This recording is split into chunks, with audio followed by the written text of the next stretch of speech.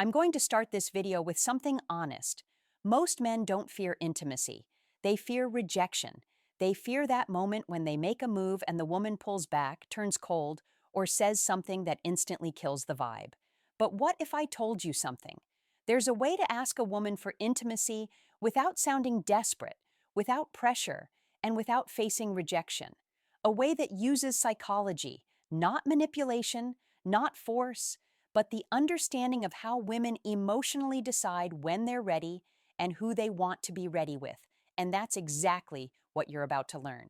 Now, before we get deep into this, let me hook you in with something almost no one knows. Women don't reject intimacy. Women reject the feeling attached to it. If the emotional experience feels wrong, the answer is no. If it feels right, the answer comes naturally. And the trick you're about to learn makes it feel right. Now let's go deeper. The foundation, understanding female decision. Every man who gets rejected for intimacy usually makes one of these mistakes. He asks too directly. He asks too soon. He asks with nervous energy. Or he asks without building emotional tension first. And here's the secret. Women don't decide intimacy logically. They decide emotionally. The moment she feels safe, understood, desired, but not pressured, emotionally aligned, the door opens. So today I'm going to give you the dark psychology way to ask for intimacy without ever sounding needy, without making her uncomfortable, and without risking that cold rejection. But before we get into the techniques, let me explain something critical about female psychology that most men completely miss. Women experience desire differently than men. For most men, attraction is visual and immediate. You see someone attractive and your body responds instantly. But for women, attraction is layered. It builds, it accumulates through context, emotion, safety, and anticipation. This is why a woman can meet a man, feel nothing, and then 3 weeks later find herself completely drawn to him. It's not that she was playing games. It's that her attraction needed time to develop through emotional experiences. Understanding this changes everything about how you approach intimacy, because if you know that her desire builds through emotional layering, then you stop rushing. You stop pushing, you start creating the conditions where her desire naturally escalates. Let's start with the most powerful principle. The first trick, you never ask directly. Let me repeat this because this alone can change everything for you. You never ask a woman for intimacy directly. Women don't respond to direct proposals. They respond to emotional invitation. And there's a massive difference. Asking directly creates pressure. Pressure creates resistance. Resistance turns into rejection. But when you invite emotionally subtly, you shift the entire dynamic. She doesn't feel like you're forcing anything. It feels natural. She feels like she is making the decision. And when a woman feels like the decision is hers, she rarely rejects it. Now let me show you how you actually do this. Think about the last time someone tried to sell you something aggressively. The moment you felt pressured, what happened? You pulled back, right? Even if you were interested before, the pressure killed it. The same principle applies to intimacy. When a man asks directly, "Do you want to come back to my place or should we take this further?" He's creating a transaction. He's making her weigh the decision consciously. And the conscious mind is where doubt lives. But when you create an emotional invitation, you're speaking to her subconscious. You're creating a feeling, not a question. And feelings don't get rejected the same way questions do. The psychology of emotional invitation. Here's the psychology behind the first technique. Give her space to walk into intimacy emotionally. How do you do that? Simple. You create an environment where she feels safe with you, connected to you, and curious about you. Women say yes to intimacy when three emotional switches turn on. 1. Safety. 2. Trust. 3. Anticipation. If even one of these isn't active, she holds back. But here's the good part. You don't need to beg for these. You create them.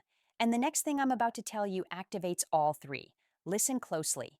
Let me break down each of these switches because understanding them will change how you move through every interaction. Safety doesn't mean she needs to know you for years. Safety means she feels like you're not going to judge her, pressure her, or make her feel like she made a mistake. Safety is created through your emotional stability.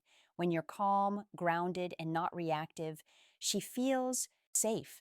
Trust builds when your words match your actions. When you say you're not trying to rush anything, and then you actually don't rush anything. When you respect her boundaries without making her feel bad for having them.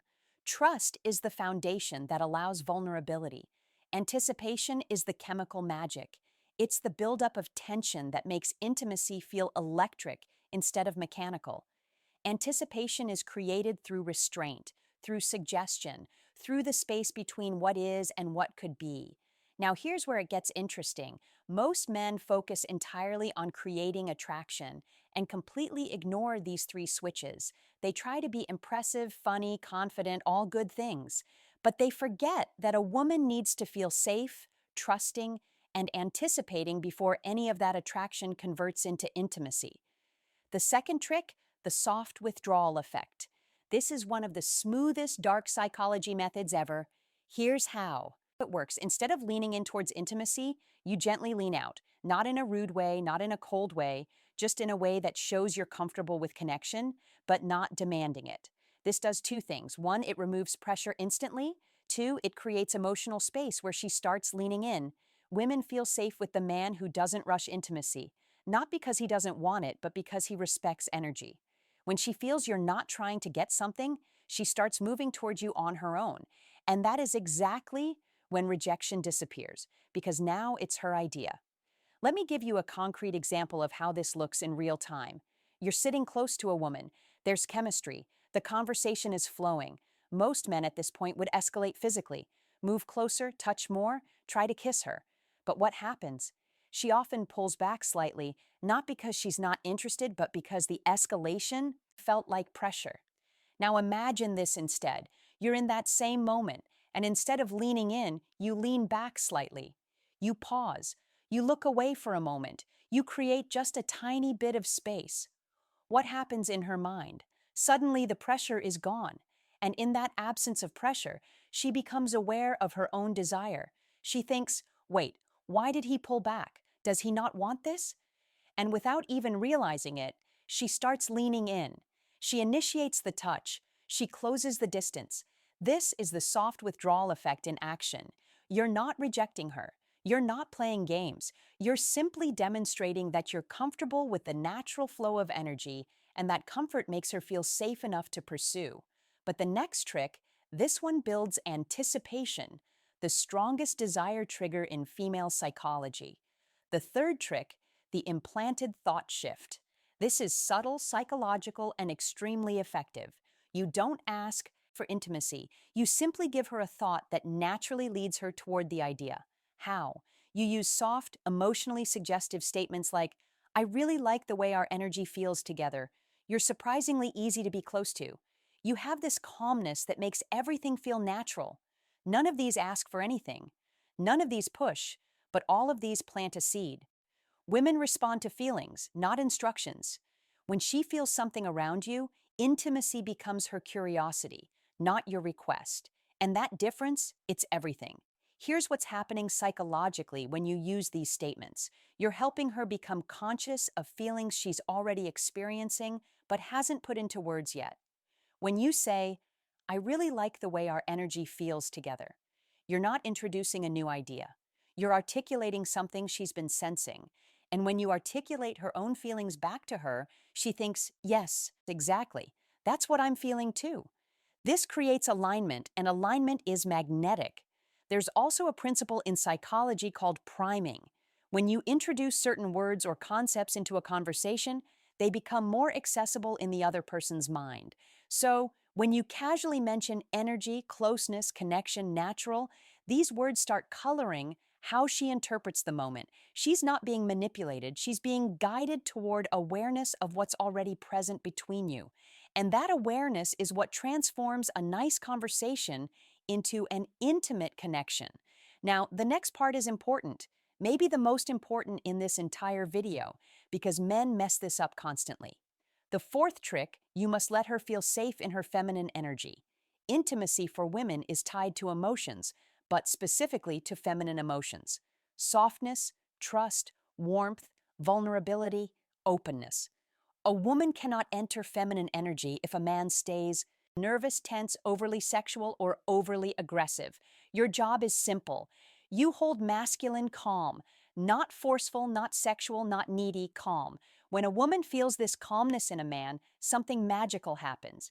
Her guard drops. And when her guard drops, saying yes becomes natural. Not pressured, not forced, just natural. Let me explain what masculine calm actually looks like, because this concept is misunderstood by most men.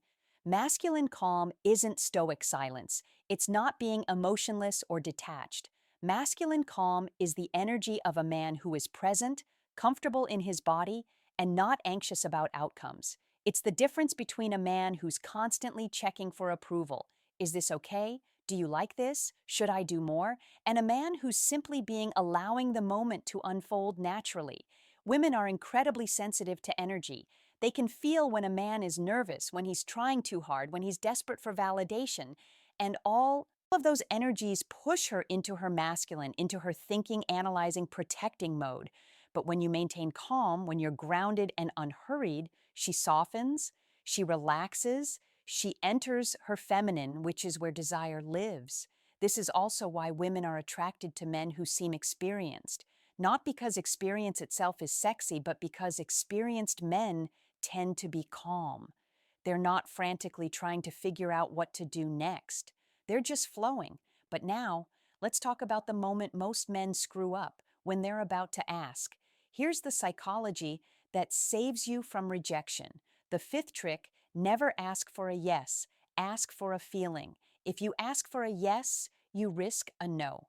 When you ask for a feeling, you invite vulnerability. Instead of saying, "Do you want to?"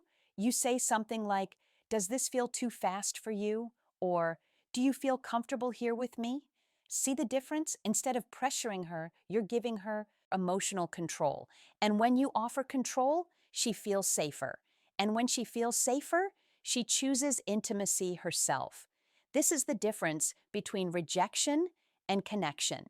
This technique works because it completely reframes the dynamic. You're not asking her to accept or reject you, you're asking her to check in with her own feelings. And that's a much easier question to answer honestly.